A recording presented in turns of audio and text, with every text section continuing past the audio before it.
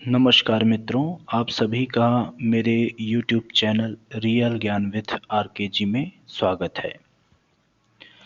हम नाटक की समीक्षा में देखेंगे हानूश, जो कि भीष्म साहनी जी की रचना है। इन्होंने सन 1977 में हानूश की रचना की, जो इनका प्रथम नाटक है। इसमें कलाकार के सृजनेच्छा की निर्घृण हत्या के बारे में बताया गया है। तो नाट्य तत्व की दृष्टि से हम हानूश की समीक्षा करेंगे। तो नाटक की समीक्षा में हम सबसे पहले तत्व में आते हैं, वह है कथा वस्तु। दोस्तों, हानूश की कथा वस्तु भी बहुत लंबी है, क्योंकि ये खुद अपने में बहुत बड़ा नाटक है। तो इसको हम एक वीडियो लेक्चर में कवर नहीं कर सकते, इसलिए हमने आज एक पार्ट को भाग 1 के रूप में इसको बांट दिया है। तो चलिए आगे बढ़ते हैं। हानूश भीष्म साहनी का पहला नाटक है, जिसका रचना विन्यास चेकोस्लोवाकिया की राजधानी प्राग के दीवार पर लगी घड़ी और उसके संबंध में प्रचलित विभिन्न किंवदंतियों के आधार पर हुआ है। इस नाटक में एक कलाकार को कला का केंद्र बनाया गया है। यह तो एक दंत कथा है। जो हानूश के बारे में बताया गया है, यह एक दंत कथा है, जिसको साहनी जी ने उस कथा से प्रभावित होकर हानूश नामक नाटक की रचना की। इसी को हम आगे पढ़ रहे हैं कि यह दंत कथा एक घड़ी बनाने वाले कलाकार की राजा द्वारा निर्घृण हत्या पर आधारित थी। लेखक पर इसका गहरा प्रभाव पड़ा। स्वयं भीष्म साहनी जी के शब्दों में हम देखते हैं, बात मेरे मन में कहीं अटकी रह गई और समय बीत जाने पर भी यदा कदा मन को विचलित करती रही। आखिर मैंने इसे नाटक का रूप दिया। तो इस तरह से साहनी जी ने बताया। हानूश मध्ययुगीन परिवेश पर प्रकाश डालता है, अर्थात जो मध्य युग चल रहा था, जो 800 से अर्थात 1000 ईसा से जो 1700 ईसा के बीच का जो युग है, इसको हम क्या बोलते हैं? मध्य युग। तो ये मध्ययुगीन परिवेश पर प्रकाश डाल रहा है। चेकोस्लोवाकिया की राजधानी प्राग का इतिहास सुनकर भीष्म साहनी जी ने उसे नाटक का रूप दिया। फिर भी यह नाटक ऐतिहासिक नहीं है, पूर्ण रूप से यह ऐतिहासिक नाटक नहीं है।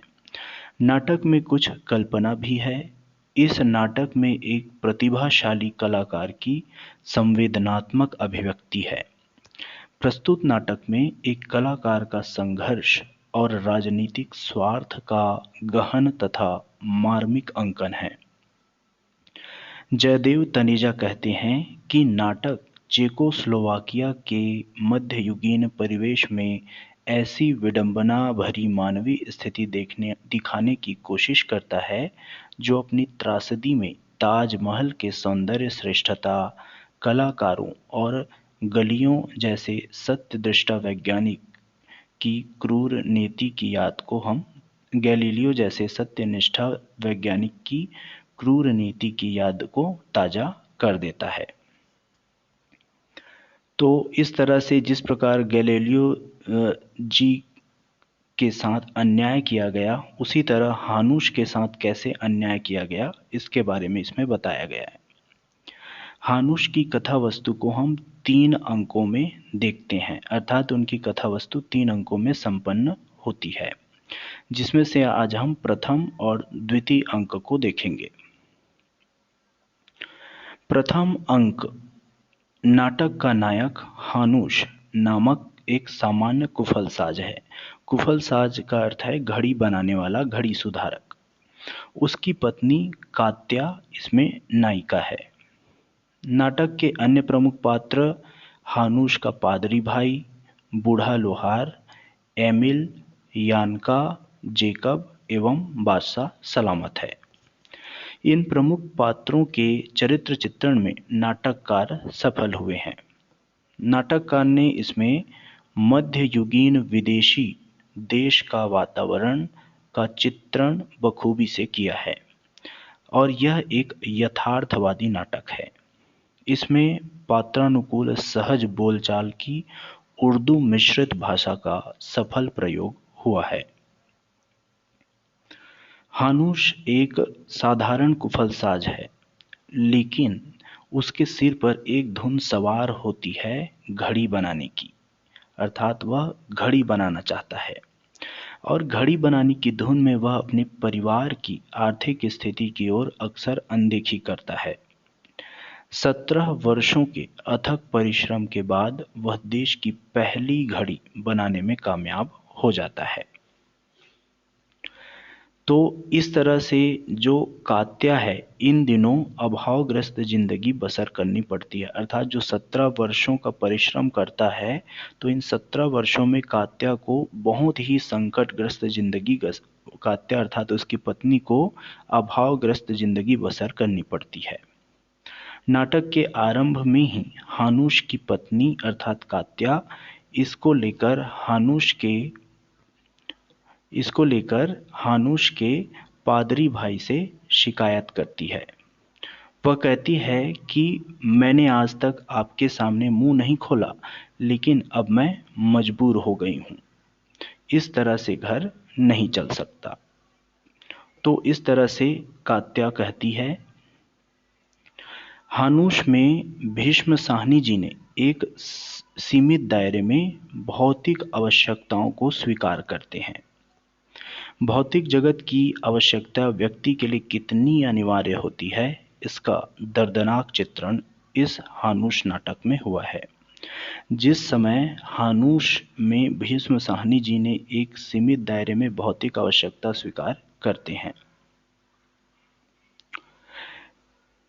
जिस समय जो हानुश का बेटा है वह सर्दी से परेशान है और ऐसे समय में हानुश की पत्नी कहती है कि क्या मैं अपने लिए उनसे कुछ मांगती हूँ? घर में खाने का ना हो तो मैं अपने बच्चे को कैसे पालूं? मुझे सभी उपदेश देते रहते हैं। मेरा बेटा सर्दी से ठिठुर कर मर गया, जो के दिनों में सारा वक्त खांसता रहता था। घर में ईंधन भी नहीं था। मैं कमरा गर्म कर सकूं इतना ईंधन नहीं था। हमसायों से लकड़ी की खपचियां मांग मांग कर जलाती रही। 6 महीने तक मैं बच्चे को छाती से लगाए घूमती रही। किधर गया मेरा मासूम बेटा? मैं इस घड़ी को क्या करूं? क्या मैं इससे कुछ अपने लिए मांगती हूं? तो इस तरह से जो हानुश की पत्नी है वह अपने हानुश के पादरी भाई को बोलती है। प्रथम अंक में हानुश उसके परिवार के आर्थिक विपन्न अवस्था अर्थात उसकी गरीबी का चित्रण किया गया है। हानुश के माध्यम से एक कलाकार के सृजनेच्छा को आलोकित किया गया है कि एक जो कलाकार रहता है उसके अंदर कुछ करने की कितनी ललक होती है। जब एक सामान्य व्यक्ति अपनी प्रतिभा के कारण कुछ सृजन करना चाहता है तो उसे असंख्य पारिवारिक तथा राजनीतिक समस्याओं से गुजरना पड़ता है। यहाँ तक कि पति पत्नी के बीच का जो प्रेम का कोमल धागा है वह धीरे धीरे टूटने लगता है। नाटक के प्रथम अंक में हानुश के अभावग्रस्त परिवार का अंकन होता है। घड़ी बनाने के आविष्कार से हानुश घर की ओर अक्सर अनदेखी करता है। घर चलाने में कोई मदद नहीं करता। परिणाम स्वरूप कात्या परेशान हो जाती है। इस बात से हानुश भी परेशान है, पर वह घड़ी बनाना बीच में ही नहीं छोड़ सकता, जिसके कारण कात्या को बहुत दुख होता है। वह बहुत चिढ़ती है। वह कहती है कि मेरा बस चले तो इस मुई घड़ी का सारा सामान खिड़की से बाहर फेंक दूं। जिस वक्त देखो घड़ी घड़ी घड़ी। तो इस तरह से कात्या कहती है। कात्या के प्रत्येक संवाद में वह बसर कर रही जिंदगी की यथार्थ झलक है। घड़ियां बनाने का इतना शौक था तो फिर तो फिर ब्याह नहीं करना चाहिए था। यह नहीं हो सकता कि घर गृहस्थी भी बनाओ और उसके खाने का इंतजाम भी न करो। तो इस तरह से कात्या कहती है।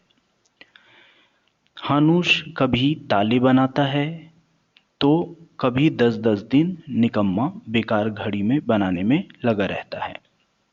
घर की आर्थिक स्थिति इतनी बिगड़ जाती है कि कभी-कभी घर में चूल्हा भी जलाया नहीं जाता। उस समय पर भी हानूश का भाई हानूश को हौसला बढ़ाने के लिए कात्या से कहता है, लेकिन कात्या की व्याकुलता को देखते हुए वह हानूश का जो भाई है, पादरी भाई है, वह भी हानूश के इस कार्य के विरुद्ध हो जाता है। वह नहीं चाहता कि हानूश घड़ी बनाने का महत्वाकांक्षी बने। उसका भाई कहता है कि तुम घड़ी बनाने का ख्याल छोड़ दो, तुम अपने को घड़ी साज मानने लगे हो, वैसे जैसे ही मैं अपने आप को लाट पादरी समझने लगा था। तुम कुफल साज हो और अपने को कुफल साज ही समझो, और तुम्हारा काम कुफल बनाना है, ना इससे कम ना इससे ज्यादा। यहाँ पर धार्मिक बाह्य आडंबर का पर्दाफाश किया गया है। हानूश जिस समय घड़ी बनाने का काम करता था, तब उसे गिरजे वालों ने इमदाद देने के लिए कबूली थी, लेकिन वह भी बंद कर दी जाती है। उस समय कात्या भी कहती है कि जिस काम का कोई किनारा ही नहीं है, वे हमें कब तक इमदाद देंगे। उस समय कार्य के सामने पेट का प्रश्न उपस्थित होता है। वह भाई पादरी से कहती है, अब खाएंगे कहाँ से? आप भगवान के लिए इससे कहिए यह काम छोड़ दे। मैं हाथ जोड़ती हूँ, यह काम उसके बस का नहीं है, न खुद मरे न हमें मारे। तो कात्या अपने परिवार को खुश देखना चाहती है, इसलिए बार बार वह हानूश से प्रार्थना करती है कि वह अपनी औकात को पहचाने और घड़ी बनाने का जो महत्वाकांक्षा उसने ठान रखा है वह छोड़ दे। हानूश की आर्थिक स्थिति ने हानूश को मानसिक रूप से विचलित कर दिया है। वह कई बार घड़ी पूरी करने के अपने निर्णय से डगमगाने भी लगता है। एक बूढ़ा लोहार ही है जो निराश और हताश हानूस को ऐसे समय में उसका हौसला बढ़ाने का काम करता है। वह कहता है, मैं एक ही बात चाहता हूँ, और वह यह कि घड़ी बनाने का काम नहीं छोड़ना, भले ही दुनिया इधर की उधर हो जाए। पैसे की वजह से तो बिल्कुल भी नहीं छोड़ना। हम लोग मर नहीं गए हैं। वजीफे का इंतजाम नहीं हुआ तो मैं लोहारे की जमानत से तुम्हें पैसे इकट्ठे करके ला दूंगा। लोहार कभी इनकार नहीं करेंगे। तुम बेधड़क होकर अपना काम जारी रखो। हानूश 13 वर्षों तक अपने परिवार की आवश्यकताओं को दुर्लक्ष्य कर घड़ी बनाता है। फिर भी उसको घड़ी बनाने में सफलता नहीं मिलती, जिसके कारण पत्नी तथा भाई पादरी ये सभी उस पर नाराज हैं। वे बार बार सुखी संपन्न घर बसर करने की नसीहत देते रहते हैं, पर हानूस सिर पर घड़ी बनाने की जो धुंध है वह उसे परिवार की ओर मुड़ने नहीं देती। हानूस नाटक के बारे में डॉक्टर सत्यवती त्रिपाठी का मत है कि प्रयोग की दृष्टि से इस नाटक की पूरी सहप्राणता उसकी विषय वस्तु में चित्रित हानूस के संघर्ष, यातना तथा सफलता और असफलता की कथा में है। एक सामान्य व्यक्ति जब अपनी कला के माध्यम से कुछ सृजन करने लगता है तो उसे असंख्य पारिवारिक समस्याओं से गुजरना पड़ता है। उसके परिवार में तनाव का निर्माण होता है। उस व्यक्ति की इज्जत बाहर सभी लोग करते हैं, पर उसकी इज्जत उसके परिवार में ही नहीं होती। कात्या कहती है, जो आदमी अपने परिवार का पेट नहीं पाल सकता, उसकी इज्जत कौन औरत करेगी। कात्या नहीं चाहती कि वह हमेशा सृजन कार्य में खोया रहे। उसके प्रत्येक संवाद में घड़ी सृजन कार्य के लिए नफरत झलकती है। लोहार जब कात्या को समझाता है तब वह कहती है, मैं कुछ नहीं चाहती, घर वालों के लिए 2 जून की रोटी चाहती हूँ। बूढ़ा लोहार हमेशा हानूस को दिलासा देने का प्रयास करता है। वह कहता है कि कामयाब हो जाओगे हानूस तो तुम्हारी पत्नी भी तुम्हारी इज्जत करेगी। जो लोग कामयाब नहीं होते उनकी पत्नी सबसे ज़्यादा उन्हें दुत्कारती है। यह दुनिया का दस्तूर है। बूढ़ा लोहार कात्या को भी समझाता है कि अगर यह घड़ी बनाना छोड़ देगा तो दीन का रहेगा न दुनिया का। उसी समय सुअर की चोरी के जुर्म में 3 साल की सजा काटा हुआ जेकब पुलिस तथा सरकारी अधिकारी के डर से भागता हुआ वहां पहुंचता है। कात्या उसे अपने घर में पनाह इसलिए देती है कि हानूस उसे ताले बनाने का काम सिखाएगा। जेकब के बनाए ताले वह बेचकर घर गृहस्थी संभाल लेगी और पारिवारिक जिम्मेदारी से जो मुक्त हानूस है वह जेकब की सहायता से घड़ी बना पाएगा।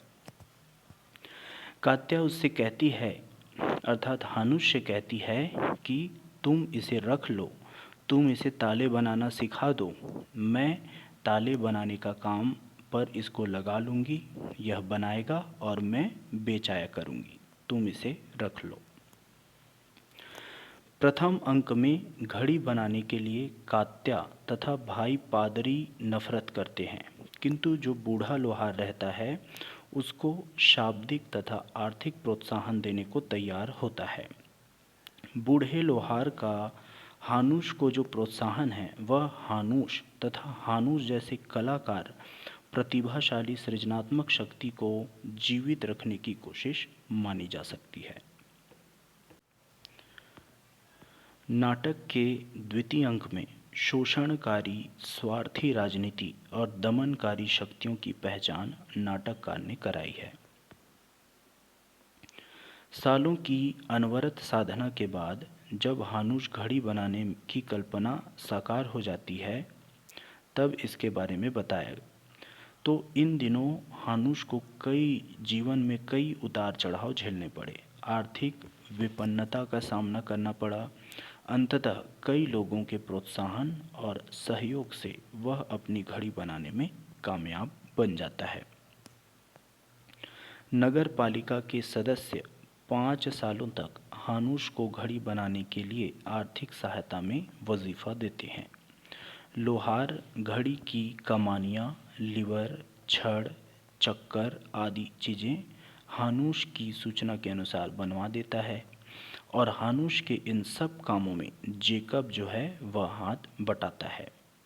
फलस्वरूप देश की पहली घड़ी बनाने में हानूस कामयाब होता है। नगर पालिका के सदस्यों ने आपस में सोच विचार कर हानूस को उनकी इच्छा और व्यापारिक दृष्टि से घड़ी नगर के व्यस्त चौराहे पर खड़ी मीनार में लगा दी। अर्थात नगर पालिका के सदस्य ने क्या किया, जो घड़ी बनाया था हानूस ने उसको नगर के व्यस्त चौराहे पर जो मीनार खड़ी थी वहाँ पे लगा दी। वहाँ लगे इसका निर्णय नगर पालिका के सदस्यों ने किया। क्यों किया, इसको टाबर कहता है कि फैसला हुआ कि हानूस घड़ी बड़े गिरजे पर लगाई जाएगी, क्योंकि नगर पालिका पिछले 5 वर्षों से हानूस को वजीफ़ा दे रही थी। जब हानूस आर्थिक संकट में था तब गिरजे वालों ने सहायता तो नहीं की, बल्कि लाट पादरी ने कहा था कि तुम शैतान की औलाद हो जो घड़ी बना रहे हो। घड़ी बनाना इंसान का काम नहीं, शैतान का काम है। सूरज और चांद ही भगवान की दी हुई घड़ियां हैं। जब भगवान ने घड़ी नहीं बनाई तो इंसान की घड़ी बनाने का मतलब ही क्या है। इस तरह का पादरी ने उपदेश दिया था। उनका कहना था कि घड़ी बनाने की कोशिश करना खुदा की तौहीन करना है। इस तरह से जो घड़ी है वह चौराहे पर खड़ी मीनार में लगाया गया। इस घड़ी को देखने देश विदेश के लोग इसे अनोखी चीज़ को देखने के लिए उमड़ पड़ते थे। घड़ी बजती है, संत दर्शन देते हैं। उस समय मुर्गी पंख फड़फड़ा कर बांग देते हैं तो लोग हानूश को फूलों का गुलदस्ता भेंट देते हैं। चारों ओर हानूश की अब जय जयकार होने लगती है। उसे देखने के लिए लोग तरस रहे हैं। तो इस तरह से घड़ी बनाकर हानूश बहुत ज़्यादा चर्चित हो जाता है। गली में से प्रथम आवाज़ आती है, हानूश, यही हानूश का घर है ना? अरे सूरत तो दिखाओ, सूरत तो देखें तुम्हारी। दूसरी आवाज़ आती है, इस वक्त घर पर थोड़े ही होगा, नगर पालिका गया होगा। पहली आवाज़ बोलती है, जुग जुग जियो हानूस, घर को चार चांद, नगर को चार चांद लगा दिए। हानूस के परिवार में पहले की अपेक्षा अब खुशियाँ नज़र आ रही है। आज हानूस और कात्या अपने दिल की बातें एक दूसरे से करते हैं। हानूस कहते हैं कि मैंने तुम्हें बहुत दुख दिया है ना, पहुंचाया है ना कात्या। मुझसे किसी को सुख नहीं मिला और ना समय। और उस समय कात्या समझाती है कि यह काम तुमने मेहनत से किया है, सारी जवानी इसमें खपा दी, तुमने किसी को कोई दुख नहीं दिया, ऐसा कुछ मत कहो। आज का दिन हम सब के लिए मुबारक दिन है। हानूश अपनी कामयाबी के लिए अपनी पत्नी की कुर्बानी मानता है। उसी की प्रेरणा का फल अपनी घड़ी को मानता है। बादशाह सलामत भी हानूश को सम्मानित करता है और हुक्म देता है कि इसे 1000 सोने की मोहरें दी जाए। पुरस्कार के अतिरिक्त बादशाह ने उसको मासिक वेतन के साथ एक दरबारी का सम्मान भी प्रदान किया। एक और महान उसको यश मिल गया। जय जयकार हो रहा था। प्रतिष्ठा की इस उच्चतम सीमा पर पहुंचकर हानूश गदगद हो उठता है। लेकिन दूसरी ओर पर्दे के पीछे नियति का चक्र रच रही थी। बादशाह ने हानूश को सम्मानित तो किया है, वहीं पर बादशाह अनेक प्रकार की आशंकाओं से ग्रस्त भी है। उस पर चर्च का प्रभाव है। हानूश की घड़ी न चर्च में लगाई गई न बादशाह के राजमहल में।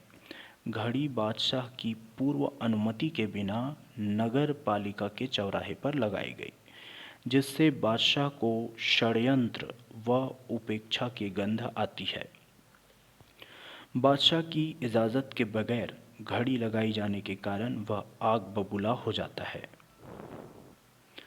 उस समय हानूश बादशाह की चापलूसी करते हुए कहता है कि हुजूर, यह घड़ी मैंने बनाई है महाराज के राज्य की शान बढ़ाने के लिए, अपने महाराज की खुशी के लिए, महाराज के कदमों पर अपनी नाचीज़ इजाद भेंट करने के लिए, महाराज की इस राजधानी की रौनक बढ़ाने के लिए।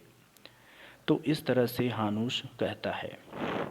इस अंक में अर्थात दूसरे अंक में कलाकार की सृजन शक्ति को सत्ता द्वारा अमानवीय दमन की भयावहता की को रेखांकित किया गया है। 17 वर्ष की कड़ी मेहनत से जब यह घड़ी तैयार हुई तब हानूश का ही उस पर हक नहीं रहा।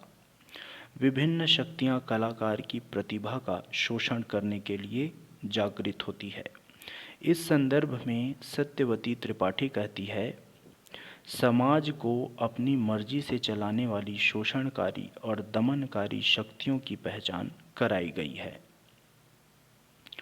कूटनीति, क्रूरता, स्वार्थपरता, आशंकाग्रस्त दुर्बल मानसिक स्थिति का यहाँ पे सफल चित्रांकन किया गया है।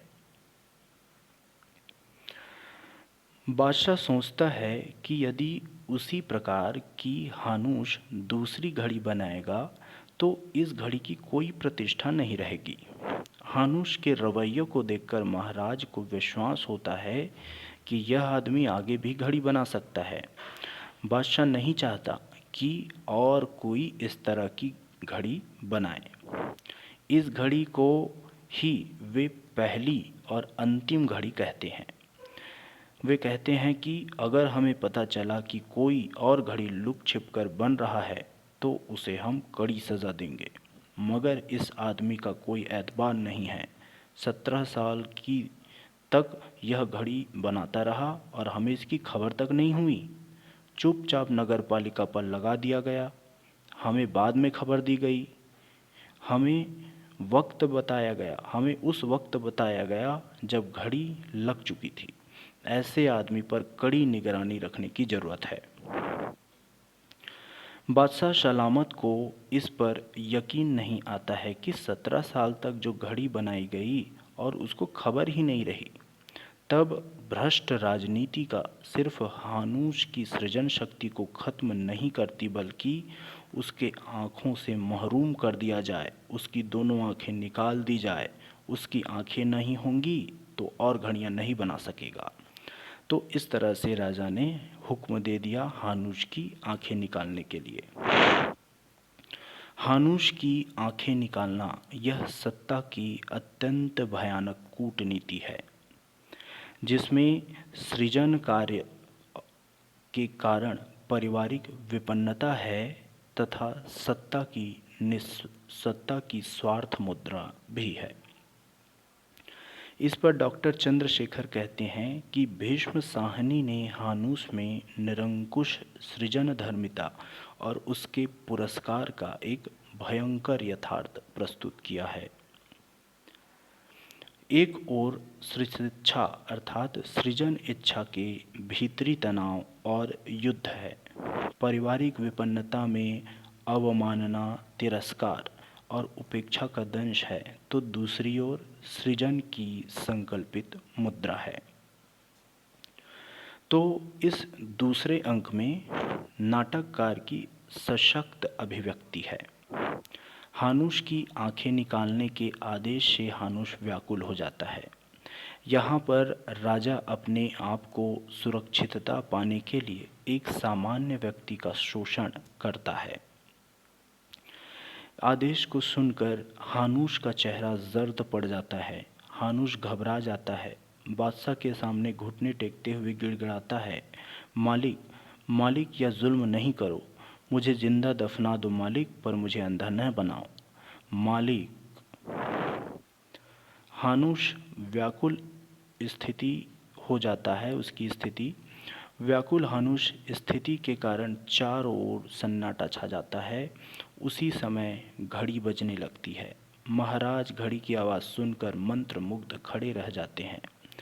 बाहर सभी लोग खुशी के मारे तालियां बजाने लगते हैं। आवाज़ें बाहर से आ रही है, हानूश जुग जुग जियो। तो एक और हानूश के चित्कार की आवाज़ आती है।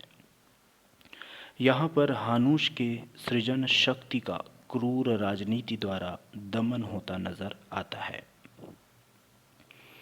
गिरीश रस्तोगी जी बोलते हैं कि हानूश यानी कलाकार की सृजन शक्ति, कला चेतना, फिर सत्ता द्वारा उनके क्रूर दमन की भयावह सच्चाई को प्रस्तुत करता है।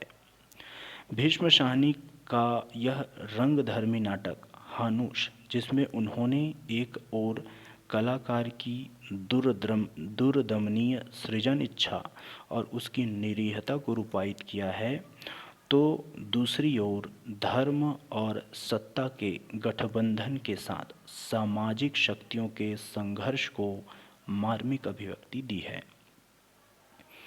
इस हृदयग्राही नाट्यकृति में धर्म और सत्ता के गठजोड़ों के साथ सामाजिक चेतना का मर्मस्पर्शी टकराव है।